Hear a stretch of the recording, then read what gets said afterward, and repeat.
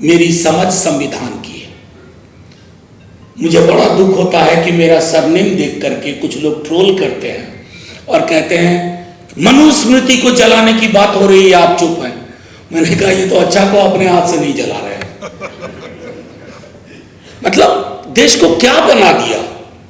जिस साल में पैदा हुआ अपने माता पिता से जब बात होती है उस तरह के हालात नहीं थे। मतलब उल्टे पांव की ऐसी खूबसूरत यात्रा हमारे देश ने की है। 70 साल में कहते हैं ना, रतन बोल रहा था 70 साल में हम उल्टे पांव की यात्रा पे नहीं थे। कुछ अचीव किए, कुछ नहीं किए, लेकिन अभी तो उल्टे पांव की यात्रा में। और जब पूरा का पूरा समाज पीछे बिना देखे चलता है ना, तो वो गड्ढे में गिरता है। बाहैसियत सांसद मत समझिए, दिल्ली विश्वविद्यालय के एक शिक्षक के रूप में हूँ जिसकी एक समझ विकसित हुई है इसी देश के संविधान को पढ़ के, इस देश के तमाम वैसे लोगों को समझ करके जिन्होंने धारा के विपरीत काम करने का निर्णय लिया।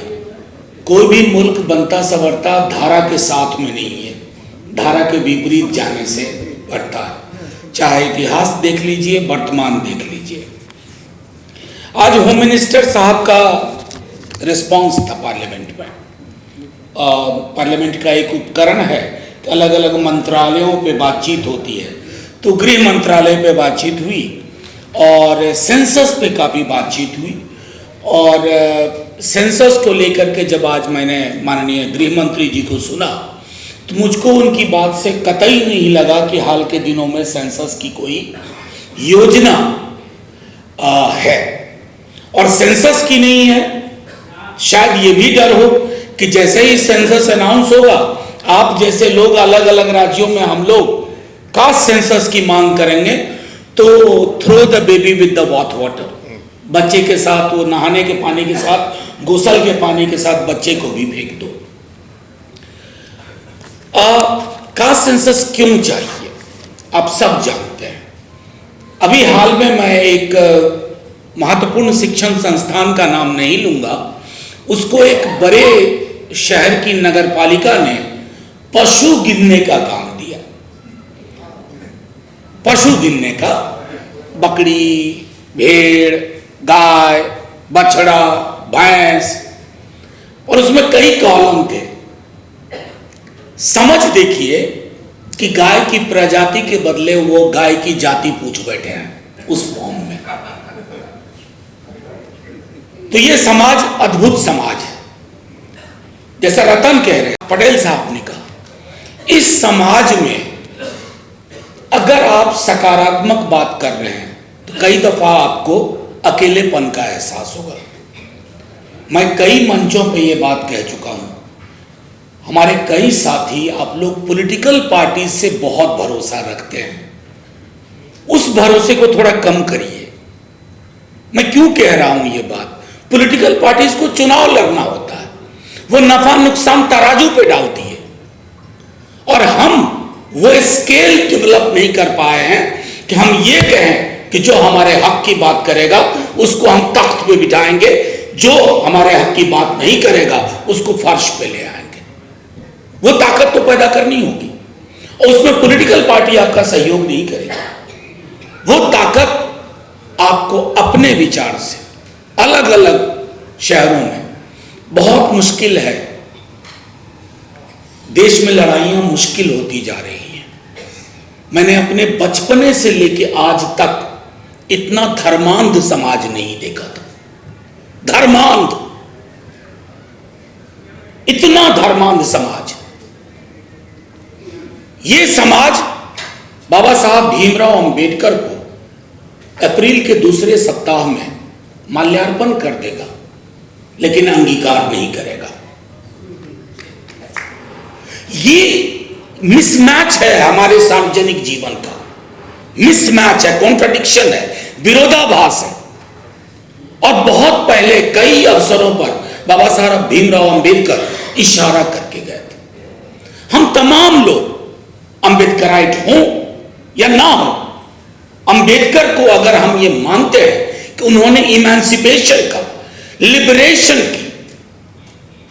का एक मंत्र दिया, एक बात कही, तो ये व्यवहार हमारा विरोधाभासी है। इस व्यवहार को भी मैं सेल्फ क्रिटिसिज्म भी करना चाहता हूं आपके माध्यम से। इस धर्मांध समाज में, रतन ने कहा ना, कुंभ में अगर 40 करोड़ गए तो हर तीसरा व्यक्ति गया है कुंभ। हालांकि ये झूठ ही है, क्योंकि मेरे मोहल्ले से कोई नहीं गया, मेरे गांव से कोई नहीं गया, यानी कि मेरे गांव को वो सैंपल ही नहीं है उसमें। लेकिन अब योगी जी कह रहे हैं तो ठीक ही कह रहे होंगे, आंकड़ा तो है, जाने वालों का आंकड़ा है, मरने वालों का नहीं है। खैर चलिए, उनकी मर्जी। इस धर्मांध समाज में, बल्कि मैं आपको यहां तक कहूं, बाबा साहब भीमराव अंबेडकर को इस तरह का व्हाट्सएप बेस्ड धर्मांध समाज नहीं मिला था, जहां झूठ सच को प्रतिदिन हराता हो। उसमें आपकी हमारी लड़ाई मुश्किल होती जा रही है। पॉलिटिकल पार्टीज के अंदर भी, मैं किसी पार्टी का नाम नहीं लूंगा, जब कास्ट सेंसस की बात होती है, जैसे एक छोटा उदाहरण दूं, हालांकि उसके बाद मेरी बड़ी ट्रोलिंग हुई ईडब्ल्यूएस रिजर्वेशन को लेकर के। मैंने कुछ बातें रखी थी और आज भी कायम हूं। सुप्रीम कोर्ट ने भी मेरे उस स्टेटमेंट का कॉग्निजेंस में लिया था। मैंने कहा दस्तावेज कौन सा है? मंडल कमीशन आया तो आपके पास दस्तावेज था। इस केस में आपके पास कौन सा वो सर्वे है, कौन सी वो स्टडी है, एथनोग्राफिक स्टडी हो, एंथ्रोपोलॉजिकल स्टडी हो, कौन सा है? कुछ भी नहीं। व्हाट्सएप फॉरवर्ड से एक पॉलिसी डिसीजन हुआ। चलिए, जुडिशियरी को भी हम सब जानते हैं, नकदी नहीं मिलती तब भी जानते थे, नकदी मिली तब भी जानते हैं। मैं सिर्फ इतना कहना चाहूंगा कि ऐसे माहौल में आपकी लड़ाई, सिविल सोसाइटी की लड़ाई बहुत महत्वपूर्ण है। पॉलिटिकल पार्टी साथ रहें तो लड़िए, ना साथ रहें तो लड़िए। ताकत पैदा होगी, ताकत बड़ों बड़ों को नीचे ले आती है ऊपर से। हम वो ताकत नहीं पैदा कर पा रहे हैं। इस धर्मांध समाज की जो चुनौतियां हैं, उस चुनौतियों के बरक्स हमारा काम सिर्फ ये नहीं है कि ये जो हिस्सेदारी के सवाल हैं, ये देखिए आज नहीं तो कल हल होने हैं, ये रुक नहीं पाएगा। मैं सुन रहा था कई लोगों को, और मैं कहूं, मुझे तो कभी कभी लगता है कि जिस दिन माननीय प्रधानमंत्री जी को इधर फायदा ज्यादा दिखा तो वही जाकर सबसे पहले घोषणा करेंगे, लेकिन उसके लिए भी वो ताकत तो पैदा करके उनको बताना है। अभी उनको ये लग रहा है कि मैं इसके बगैर भी बहुत पॉपुलर हूं, मुझे वोट मिल रहे हैं। वो कैटेगरीज में बताते हैं, दलितों में इतना वोट, पिछड़ों में इतना, अगड़े तो खैर इन कस्टडी ही हैं। तो वो जो सब सारा का सारा बताते हैं, उस मिथक को भी तोड़ना हमारी जिम्मेवारी है। और मैं इसलिए कह रहा हूं, तो बात छूट गई कि जब ईडब्ल्यूएस वाले रिजर्वेशन का मसला आया, उसके बाद कास्ट सेंसस का, बीजेपी के कई सांसद, सेंट्रल हॉल उस समय हुआ करती थी, कहते थे सर ठीक बोला आपने, ये बात हमारे भी दिल में थी। जो बीजेपी के सदस्यों के दिल में वो बात है, वो तभी बाहर आएगी जब आपकी ताकत मजबूत होगी। अभी उनको लगता है कि उनकी राजनीति जिस धारा में चल रही है, उसी धारा में धारा बदलिए। हम जैसे लोग आपके साथ हैं, हर मंच पे, राज्य के किसी कोने में, देश के किसी कोने में बुलाएंगे। तो इसलिए नहीं कि मैं बहुत बड़ा काम कर रहा हूं, मेरी समझ संविधान की है। मुझे बड़ा दुख होता है कि मेरा सरनेम देख करके कुछ लोग ट्रोल करते हैं और कहते हैं मनुस्मृति को जलाने की बात हो रही है, आप चुप हैं। मैंने कहा ये तो अच्छा को अपने हाथ से नहीं जला रहे हैं। मतलब देश को क्या बना दिया। जिस साल में पैदा हुआ, अपने माता पिता से जब बात होती है, उस तरह के हालात नहीं थे।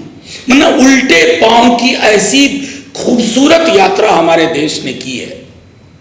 70 साल में कहते हैं ना, रतन बोल रहा था 70 साल, 70 साल में हम उल्टे पांव की यात्रा पे नहीं थे। कुछ अचीव किए, कुछ नहीं किए, लेकिन अभी तो उल्टे पांव की यात्रा में। और जब पूरा का पूरा समाज पीछे बिना देखे चलता है ना तो वो गड्ढे में गिरता है। निकालने का काम आपका, हम साथ में हैं। जय हिंद, शुक्रिया, इन सॉलिडारिटी, जय हिंद।